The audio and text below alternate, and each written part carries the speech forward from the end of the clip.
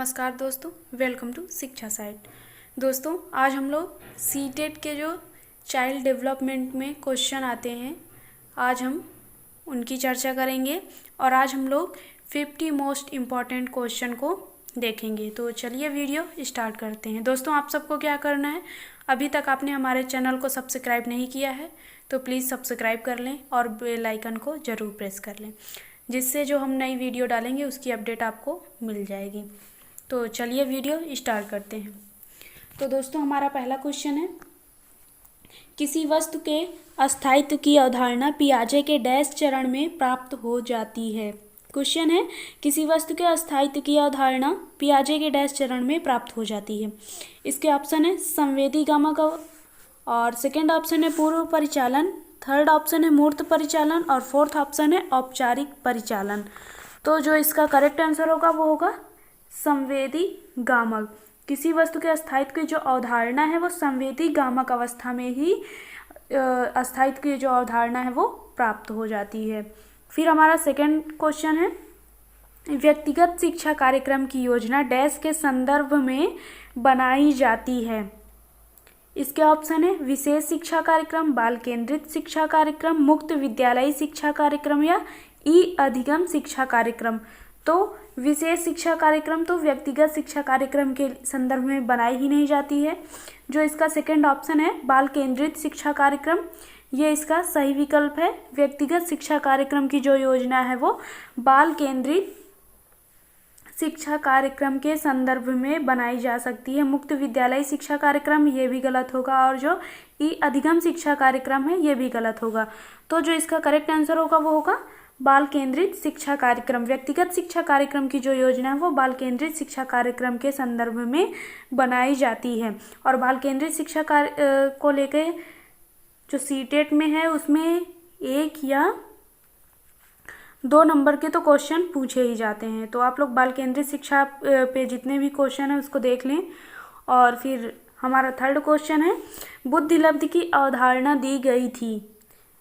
Option है Ross के द्वारा, सेकंड ऑप्शन है बिने के द्वारा, थर्ड ऑप्शन है स्टर्न के द्वारा और फोर्थ ऑप्शन है टर्मन के द्वारा। तो जो बुद्धिलब्धि की अवधारणा थी वो स्टर्न के द्वारा दी गई थी। अक्सर लोग इसमें कंफ्यूज हो जाते हैं, कुछ लोग तो बिने के द्वारा बता देते हैं। तो जो बुद्धि के सिद्धांत की अवधारणा थी, जो बुद्धि का जो सिद्धांत था उसको बिने ने दिया था, और जो बुद्धिलब्धि की अवधारणा थी उसको स्टर्न ने दिया था। तो जो इसका करेक्ट आंसर होगा वो होगा स्टर्न के द्वारा। फिर हमारा अगला क्वेश्चन है, सृजनात्मकता को डैश की अवधारणा से संबंधित माना जाता है। ऑप्शन है द्रव बौद्धिकता, और सेकंड ऑप्शन है रवादार बौद्धिकता, थर्ड ऑप्शन है अभिसृत सोच और फोर्थ ऑप्शन है विविध सोच। तो जो इसका करेक्ट आंसर होगा दोस्तों, जहाँ पर भी सृजनात्मकता आएगा, जहाँ पर भी सृजनात्मकता आएगा वहाँ पे सृजनात्मकता जो है वो विविध सोच से ही संबंधित है। ठीक है, सृजनात्मकता जो है वो विविध सोच से संबंधित है। तो जो इसका करेक्ट आंसर हो जाएगा वो होगा सृजनात्मकता को डैश की अवधारणा से संबंधित माना जाता है, तो विविध सोच से संबंधित माना जाता है। तो जो इसका करेक्ट आंसर होगा वो होगा विविध सोच। फिर हमारा फिफ्थ क्वेश्चन है, स्फूर्ति अवस्था कहा जाता है। स्फूर्ति अवस्था कहा जाता है, इसके ऑप्शन है शैशवावस्था, किशोरावस्था, प्रौढ़ावस्था या बाल्यावस्था। तो जो स्फूर्ति अवस्था है वो बाल्यावस्था को कहा जाता है। तो दोस्तों, सीटेट का जो पेपर फर्स्ट होता है वो बाल्यावस्था के उसमें मान लीजिए कि 2 से 3 नंबर के तो क्वेश्चन आते ही हैं। तो स्फूर्ति अवस्था हो गई वो बाल्यावस्था, और बाल्यावस्था को अनोखा काल और मिथ्या परिपक्वता काल ये सब भी कहते हैं। ठीक है, फिर अगला क्वेश्चन है, लॉरेंस कोहलबर्ग विकास के क्षेत्र में शोध के लिए जाने जाते हैं। लॉरेंस कोहलबर्ग विकास के क्षेत्र में शोध के लिए जाने जाते हैं। ऑप्शन है संज्ञानात्मक, सेकंड ऑप्शन है शारीरिक, थर्ड ऑप्शन है नैतिक और फोर्थ ऑप्शन है गामक। तो जो इसका करेक्ट आंसर होगा वो होगा नैतिक। लॉरेंस कोहलबर्ग जो है वो नैतिक विकास के क्षेत्र में शोध के लिए जाने जाते हैं। जहाँ पर भी लॉरेंस कोहलबर्ग आएगा वो नैतिक विकास से संबंधित होते हैं। फिर अगला क्वेश्चन है, संवेगात्मक विरेचन का अर्थ है। हमारा 7वां क्वेश्चन है, संवेगात्मक विरेचन का अर्थ है, और इसके ऑप्शन है संवेगों को दबाना, बहुत अधिक अवसादग्रस्त महसूस करना, संवेगात्मक दमन से बाहर निकलना, और फोर्थ ऑप्शन है संवेगात्मक दमन को सहन करने की योग्यता को बढ़ाना। तो जो इसका करेक्ट आंसर होगा वो होगा संवेगों को दमाना। विरेचन का अर्थ होता है कि हम किसी बात को दूसरों के सामने ना प्रकट कर पाए, तो संवेगात्मक विरेचन का जो अर्थ होगा वो संवेगों को दबाना। संवेग मतलब भय, डर, ये सब जो है वो संवेग हो गए। फिर अगला क्वेश्चन है, जन्म से मृत्यु तक चलने वाली प्रक्रिया है। जन्म से मृत्यु तक चलने वाली प्रक्रिया है। इसके ऑप्शन है वृद्धि, और सेकेंड ऑप्शन है विकास, थर्ड ऑप्शन है परिपक्वता, और फोर्थ ऑप्शन है बुद्धि विकास। तो जो इसका करेक्ट आंसर होगा वो होगा विकास। जन्म से मृत्यु तक जो चलने वाली प्रक्रिया है वो होती है विकास, ठीक है।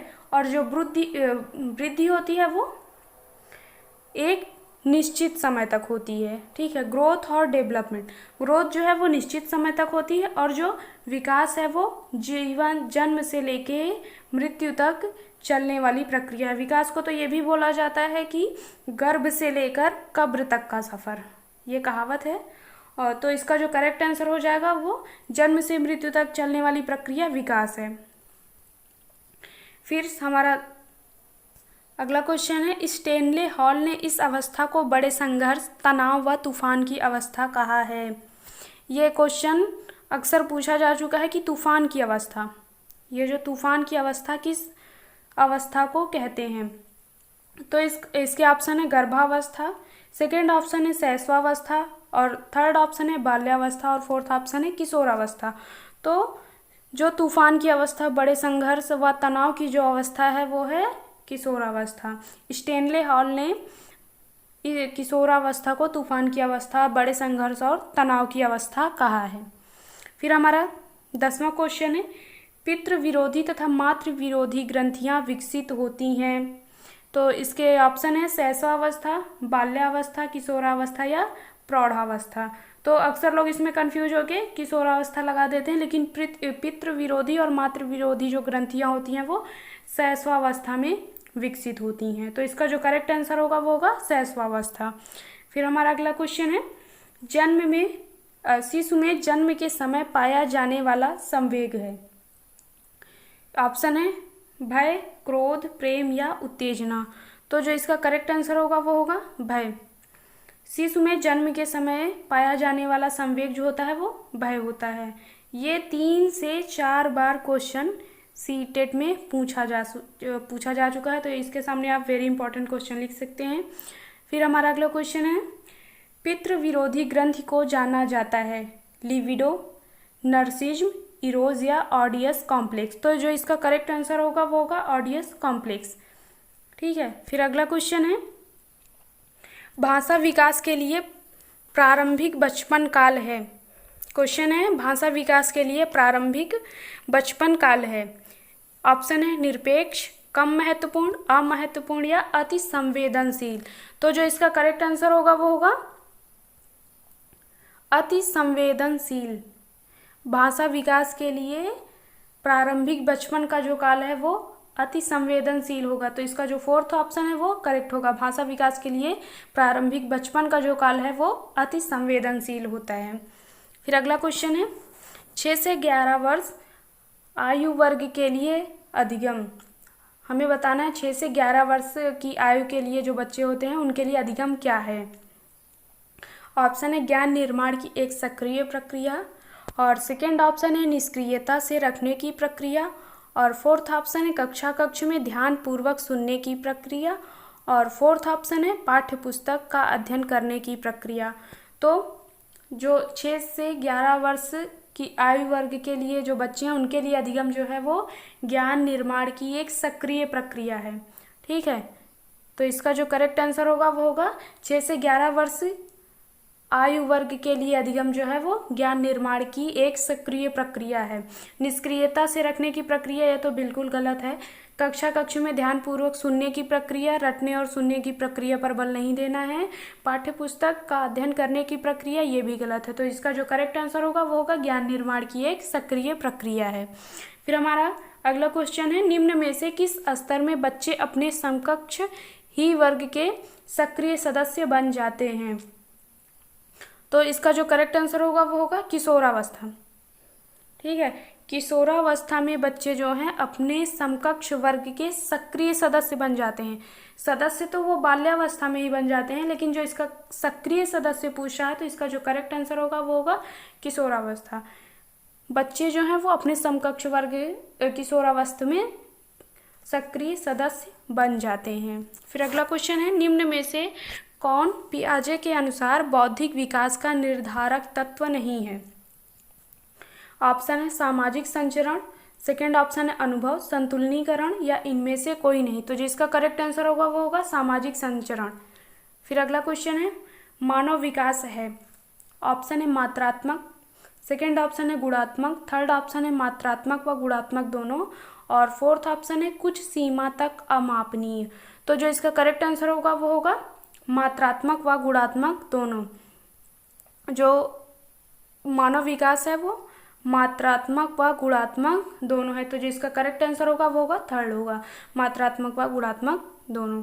फिर हमारा अगला क्वेश्चन है, सीता ने हाथ से दाल और चावल खाना सीख लिया है। जब उसे दाल और चावल दिए जाते हैं तो वह दाल चावल मिलाकर खाने लगती है। उसने चीज़ों को करने के लिए अपने स्कीमा में दाल और चावल खाने को डैश कर लिया है। हमें बताना है उसने दाल और चावल खाने को मतलब समायोजित किया है, अनुकूलित किया है, या समुचितता किया है, या अंगीकार किया है। तो जो ये इसका करेक्ट आंसर होगा वो होगा अनुकूलित किया है। उसने अपने व्यवहार में दाल और चावल खाने को अनुकूलित किया है। ठीक है, तो इसका सेकंड ऑप्शन जो होगा वो करेक्ट होगा। फिर अगला क्वेश्चन है, निम्नलिखित में से कौन सा निहितार्थ पियाजे के संज्ञानात्मक विकास के सिद्धांत से नहीं निकाला जा सकता है? ऑप्शन है बच्चों की अधिगमनात्मक तत्परता के प्रति संवेदनशीलता, व्यक्तिगत भेदों की स्वीकृति, और थर्ड ऑप्शन है खोजपूर्ण अधिगम, और फोर्थ ऑप्शन है शाब्दिक शिक्षण की आवश्यकता। तो जो इसका करेक्ट आंसर होगा वो होगा शाब्दिक शिक्षण की आवश्यकता। इसका जो है वो फोर्थ ऑप्शन करेक्ट होगा। फिर हमारा अगला क्वेश्चन है, बाल्यावस्था की प्रमुख मनोवैज्ञानिक विशेषता क्या है? इसके ऑप्शन है पर निर्भरता, सामूहिकता की भावना और धार्मिकता, और फोर्थ ऑप्शन है अनुकरणात्मक प्रवृत्ति का अभाव। तो इसका जो करेक्ट आंसर होगा वो होगा सामूहिकता की भावना। बाल्यावस्था की जो सबसे प्रमुख विशेषता है वो है सामूहिकता की भावना। तो इसका जो सेकंड ऑप्शन है वो करेक्ट होगा। फिर अगला क्वेश्चन है, शारीरिक वृद्धि और विकास को कहते हैं तत्परता, अभिवृद्धि, गतिशीलता या अनुवांशिकता। तो तत्परता तो बिल्कुल नहीं होगा, जो शारीरिक वृद्धि और विकास को अभिवृद्धि कहते हैं। ठीक है, अभिवृद्धि या ग्रोथ,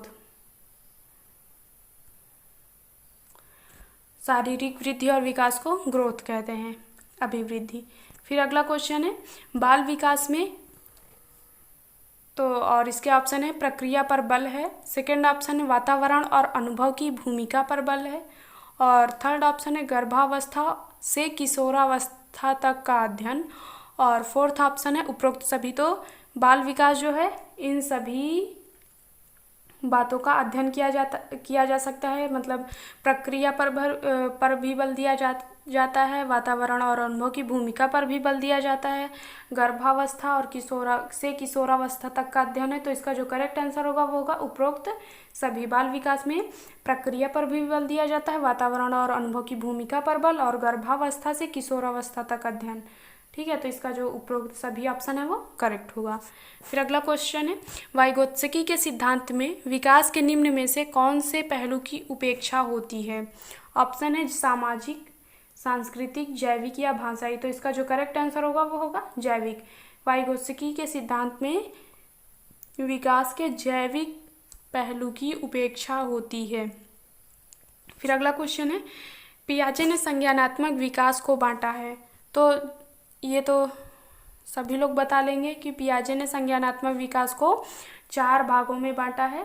ठीक है, फिर अगला क्वेश्चन है, निम्न में से सीखने को आदर्श काल माना जाता है, ये किसके द्वारा कहा गया है? ये देखिए इसमें ऑप्शन दिया गया है, वाटसन, वैलेंटाइन और स्टैंड या गुड और एफने। तो जो सीखने को आदर्श काल माना है वो वैलेंटाइन के द्वारा माना गया है। ठीक है, फिर हमारा 26वां क्वेश्चन है, बालकों में कितने प्रकार के संवेग पाए जाते हैं? ऑप्शन है 10, 11, 14 या 20। तो बालकों में जो संवेग पाया जाता है वो 14 प्रकार का पाया जाता है। तो इसका जो थर्ड ऑप्शन है वो करेक्ट होगा। बालकों में 14 प्रकार के संवेग पाए जाते हैं। फिर अगला क्वेश्चन है, निम्न में से अर्जित प्रेरक नहीं है। ऑप्शन है रुचि, सेकंड ऑप्शन है आदत, भूख या सामूहिकता की भावना। हमें बताना है अर्जित प्रेरक नहीं है। तो इसका जो थर्ड ऑप्शन है भूख। भूख एक अर्जित प्रेरक नहीं है। रुचि भी अर्जित प्रेरक है, आदत भी और सामूहिकता की भावना भी। तो इसका जो थर्ड ऑप्शन है वो करेक्ट होगा। जो अर्जित प्रेरक नहीं है वह भूख है। तो इसका जो करेक्ट आंसर होगा वो थर्ड है। फिर अगला क्वेश्चन है, निम्नलिखित में से संज्ञानवादी पद्धति के जनक हैं। ऑप्शन है वाटसन, जीन पियाजे और ब्रूनर, कोहलबर्ग या उपरोक्त में से कोई नहीं।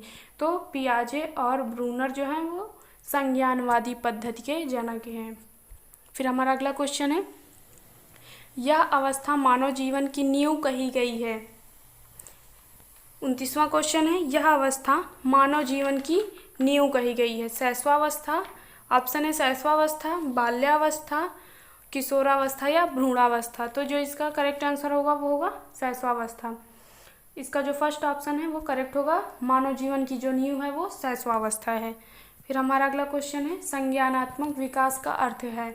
ऑप्शन है अभियोग्यता का विकास, सेकंड ऑप्शन है बच्चे का विकास और थर्ड ऑप्शन है शारीरिक कौशल का विकास या फोर्थ ऑप्शन है व्यक्तिगत कौशल का विकास। तो जो इसका करेक्ट आंसर होगा वो होगा अभियोग्यता का विकास। संज्ञानात्मक विकास का अर्थ जो है वो अभियोग्यता का विकास से है। फिर हमारा 31वां क्वेश्चन है, संवेग का प्रमुख तत्व नहीं है। हमें बताना है इनमें से कौन सा जो संवेग है उसका तत्व नहीं है। फर्स्ट ऑप्शन है ज्ञान, सेकंड ऑप्शन है अनुप्रयोग और थर्ड ऑप्शन है समस्या और फोर्थ ऑप्शन है विश्लेषण। तो जो समस्या है वो संवेग का तत्व नहीं है। ज्ञान भी संवेग का तत्व है, अनुप्रयोग भी है और विश्लेषण भी। समस्या ही नहीं है। तो जो इसका करेक्ट आंसर होगा वो होगा समस्या। तो 31वें क्वेश्चन का थर्ड ऑप्शन जो है वो करेक्ट होगा। अभिवृद्धि से तात्पर्य कोशिकाओं में होने वाली वृद्धि से है। इसके ऑप्शन है हरलॉप, फ्रैंक, फ्रायड या स्किनर। तो जो इसका करेक्ट आंसर होगा वो होगा फ्रैंक ने ही कहा था कि कोशिकाओं में होने वाली वृद्धि से ही है। अभिवृद्धि जो है वो कोशिकाओं में होने वाली वृद्धि है। फिर अगला क्वेश्चन है, बालकों में वंशानुक्रम के कारण पाया जाता है शारीरिक विभिन्नता, शैक्षिक विभिन्नता, आचरण की विभिन्नता और संपन्नता की विभिन्नता। तो जो इसका करेक्ट आंसर होगा वो होगा शारीरिक विभिन्नता। वंशानुक्रम के कारण जो है वो शारीरिक विभिन्नता पाया जाता है। अगला क्वेश्चन है, बाल्यावस्था में कौन सी मूल प्रवृत्ति सबसे अधिक क्रियाशील रहती है। बाल्यावस्था में कौन सी मूल प्रवृत्ति सबसे अधिक क्रियाशील रहती है। ऑप्शन है काम, जिज्ञासा, रचनात्मकता या सामूहिकता। तो जो बाल्यावस्था है उसकी जो सबसे अधिक क्रियाशील या विशेषता मान सकते हैं हम लोग, जो बाल्यावस्था की सबसे अधिक विशेषता है वो है सामूहिकता। अगर बाल्यावस्था के बारे में कहीं पूछा गया है और ऑप्शन में सामूहिकता दिया गया है तो वही हमेशा करेक्ट आंसर होगा। ठीक है, तो इसका जो करेक्ट आंसर होगा वो होगा बाल्यावस्था में कौन सी मूल प्रवृत्ति सबसे अधिक क्रियाशील रहती है। तो इसका जो फोर्थ ऑप्शन है वो करेक्ट होगा। बाल्यावस्था में जो है वो सामूहिकता की मूल प्रवृत्ति सबसे अधिक क्रियाशील रहती है। फिर हमारा अगला क्वेश्चन है, जीन पियाजे के सिद्धांत का प्रमुख प्रस्ताव यह है कि बच्चों की सोच गुणात्मक रूप में वयस्कों से भिन्न होती है, बच्चों की सोच वयस्कों से निम्न होती है और बच्चों की सोच वयस्कों से बराबर होती है और फोर्थ ऑप्शन है बच्चों की सोच मात्रात्मक रूप में वयस्कों से भिन्न होती है। तो जो इसका करेक्ट आंसर होगा वो होगा बच्चों की सोच गुणात्मक रूप में वयस्कों से भिन्न होती है। इसका फर्स्ट ऑप्शन जो है वो करेक्ट होगा। फिर अगला क्वेश्चन है, नवीन जानकारी को शामिल करने के लिए वर्तमान अवधारणा में बदलाव की प्रक्रिया है। तो जो इस ऑप्शन है आत्मसातकरण, समायोजन, अहम केंद्रिता और फोर्थ ऑप्शन है अनुकूलन। तो जो इसका करेक्ट आंसर होगा वो होगा अनुकूलन। नवीन जानकारी को शामिल करने के लिए वर्तमान अवधारणा में बदलाव की जो प्रक्रिया है उसे हम क्या कहेंगे, अनुकूलन कहेंगे। फिर हमारा अगला क्वेश्चन है, निम्न में से कौन मानव जीवन का सही क्रम है। हमें बताना है इन चारों विकल्पों में मानव विकास का जो क्रम है वो कौन सा सही है। ऑप्शन है शैशवावस्था, किशोरावस्था, बाल्यावस्था या प्रौढ़ावस्था। तो इसका जो करेक्ट आंसर होगा वो होगा शैशवावस्था, फिर बाल्यावस्था, फिर किशोरावस्था, फिर उसके बाद लास्ट में प्रौढ़ावस्था। तो जो सेकंड ऑप्शन है वो करेक्ट होगा, शैशवावस्था, बाल्यावस्था, किशोरावस्था और प्रौढ़ावस्था। फिर हमारा अगला क्वेश्चन है, विकास प्राणी में प्रगतिशील परिवर्तन है जो निश्चित लक्ष्यों की ओर निरंतर निर्देशित होता रहता है, किसका कथन है। ऑप्शन है हरलॉक, जीन पियाजे, ड्रेवर या फ्रायड। तो ये जो इसका करेक्ट आंसर होगा वो होगा ड्रेवर। विकास प्राणी में प्रगतिशील परिवर्तन है जो निश्चित लक्ष्यों की ओर निर्देशित होता रहता है, ये है ड्रेवर ने कहा था। फिर अगला क्वेश्चन है, अनुवांशिकता को डैश सामाजिक संरचना माना जाता है। अक्सर ये क्वेश्चन सबका गलत हो जाता है, तो इसका जो करेक्ट आंसर होगा वो होगा स्थिर। ऑप्शन इसके हैं गौण, गत्यात्मक और प्राथमिक, लेकिन अनुवांशिकता जो है वो स्थिर सामाजिक संरचना माना जाता है। अनुवांशिक जो है वो स्थिर सामाजिक संरचना है। फिर अगला क्वेश्चन है, बच्चों की आधारहीन आत्मचेतना का संबंध उसके विकास के किस अवस्था से संबंधित है। तो इस ऑप्शन है पूर्व बाल्यावस्था, बाल्यावस्था, किशोरावस्था या इनमें से कोई नहीं। तो अक्सर लोग इसमें कंफ्यूज हो जाते हैं और बोलते हैं कि हाँ बाल्यावस्था या पूर्व बाल्यावस्था होगा।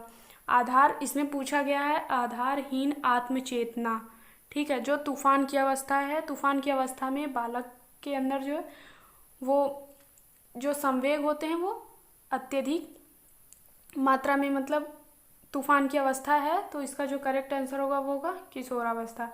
किशोरावस्था में तूफान की अवस्था है और इसमें आधारहीन आत्मचेतना होती है, तो इसका जो संबंध होगा वो किशोरावस्था से होगा, ठीक है। आधारहीन आत्मचेतना जो है वो किशोरावस्था से संबंधित है। प्रगतिशील शिक्षा की विशेषताएं हैं।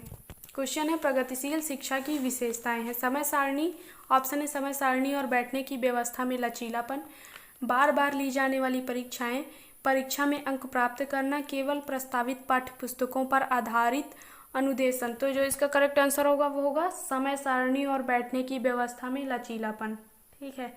फिर अगला क्वेश्चन है, निम्नलिखित में से कौन सा पूर्व क्रियात्मक अवस्था काल के बच्चों को विशेष जीत करता है। ऑप्शन है विचारों की अनुत्क्रमणीयता, सेकेंड ऑप्शन है प्रतिक्रिया और थर्ड ऑप्शन है लक्ष्य निर्देशित व्यवहार और फोर्थ ऑप्शन है विलंबित अनुकरण। तो जो इसका करेक्ट आंसर होगा वो होगा विचारों की अनुत्क्रमणीयता। इसमें पूछा गया है निम्नलिखित में से कौन सा पूर्व क्रियात्मक अवस्था काल के बच्चों को विशेष जीत करता है। तो यहाँ पे विशेष जीत की जगह पे विशेषित करता है, तो ये हो जाएगा विचारों की अनुत्क्रमणीयता। फिर अगला क्वेश्चन है, किशोर बालकों के दिवास्वप्न के संदर्भ में निम्नलिखित में से कौन सा कथन सही नहीं है। ठीक है, हमें बताना है दिवास्वप्न के संदर्भ में कौन सा कथन सही नहीं है। ऑप्शन है वह सक्रिय खेल का एक प्रकार है, दिवास्वप्न के दौरान किशोर जो भूमिका स्वीकार करते हैं वह नायक का होता है। और थर्ड ऑप्शन है इसमें मानसिक के बजाय शारीरिक क्रिया ज़्यादा होती है। और फोर्थ ऑप्शन है इसमें शारीरिक के बजाय मानसिक क्रिया ज़्यादा होती है। तो जो इसका करेक्ट आंसर होगा वो होगा इसमें मानसिक के बजाय शारीरिक क्रिया ज़्यादा होती है। फिर अगला क्वेश्चन है, निम्नांकित में से कौन सा किशोरावस्था के अपरिपक्व चिंतन का उदाहरण नहीं है। ऑप्शन है आदर्शवाद, वाद विवाद की प्रवृत्ति और थर्ड ऑप्शन है सुनिश्चितता और फोर्थ ऑप्शन है विशिष्टता की प्रवृत्ति। तो जो इसका करेक्ट आंसर होगा वो होगा सुनिश्चितता। इसमें किशोरावस्था के अपरिपक्व चिंतन का उदाहरण जो है वो सुनिश्चितता जो है वो नहीं है। फिर अगला क्वेश्चन है, विद्रोह की भावना की प्रवृत्ति निम्न में से किस अवस्था से संबंधित है? तो जो विद्रोह की भावना है वो डायरेक्ट जो है वो किशोरावस्था से संबंधित है, पूर्व किशोरावस्था से संबंधित है। फिर अगला क्वेश्चन है, अंतर्मुखी व्यक्तित्व एवं बहिर्मुखी व्यक्तित्व का वर्गीकरण किसने किया था? तो अंतर्मुखी और बहिर्मुखी जो व्यक्तित्व है वो युंग ने इन दोनों का वर्गीकरण किया था। अंतर्मुखी व्यक्तित्व और बहिर्मुखी व्यक्तित्व जो है वो उसका जो वर्गीकरण था वो युंग ने किया था। फिर अगला क्वेश्चन है, निम्न में से कौन सा सही है? हमें बताना है इन चारों ऑप्शन में कौन सा विकल्प है जो सही है। ऑप्शन है, परिपक्वता में अभ्यास का महत्व होता है। परिपक्वता एक शारीरिक क्रिया है। परिपक्वता मृत्यु पर्यंत चलने वाली प्रक्रिया है। और परिपक्वता में केवल मात्रात्मक बदलाव सम्मिलित हैं। तो जो इसका फर्स्ट ऑप्शन है, परिपक्वता में अभ्यास का महत्व है, तो ये ऑप्शन जो है वो सही है। ठीक है, फिर अगला क्वेश्चन है, लेव वाइगोत्स्की के अनुसार संज्ञानात्मक विकास का मूल कारण है। ऑप्शन है संतुलन, सामाजिक अन्योन्य क्रिया, और थर्ड ऑप्शन है मानसिक प्रारूपों का समायोजन, और फोर्थ ऑप्शन है उद्दीपन अनुक्रिया। तो जो इसका सेकेंड ऑप्शन है वो सामाजिक अन्योन्य क्रिया, वो ऑप्शन जो होगा वो करेक्ट होगा। फिर अगला क्वेश्चन है, पियाजे के अनुसार विकास को प्रभावित करने में निम्नलिखित कारकों में से किसकी भूमिका महत्वपूर्ण होती है? अनुकरण, पुनर्वलन, भाषा या भौतिक विश्व के साथ अनुभव। तो पियाजे के विकास को प्रभावित करने में जो सबसे महत्वपूर्ण भूमिका होती है वो पुनर्वलन की होती है। ठीक है, फिर अगला क्वेश्चन है हमारा लास्ट क्वेश्चन, पूर्व संक्रियात्मक काल में आने वाली संज्ञानात्मक योग्यता है। ऑप्शन है दूसरे के दृष्टिकोण को समझने की योग्यता, अभिकल्पनात्मक निष्कर्ष चिंतन, और थर्ड ऑप्शन है अमूर्त चिंतन की अवस्था, अमूर्त चिंतन की योग्यता, और लास्ट ऑप्शन है लक्ष्य उद्दिष्ट व्यवहार की योग्यता। तो इसका जो फर्स्ट ऑप्शन है दूसरे के दृष्टिकोण को समझने की योग्यता, जो पूर्व संक्रियात्मक काल में संज्ञानात्मक जो योग्यता है वो है दूसरों के दृष्टिकोण को समझने की योग्यता। तो जो इसका करेक्ट आंसर होगा वो होगा दूसरे के दृष्टिकोण को समझने की योग्यता।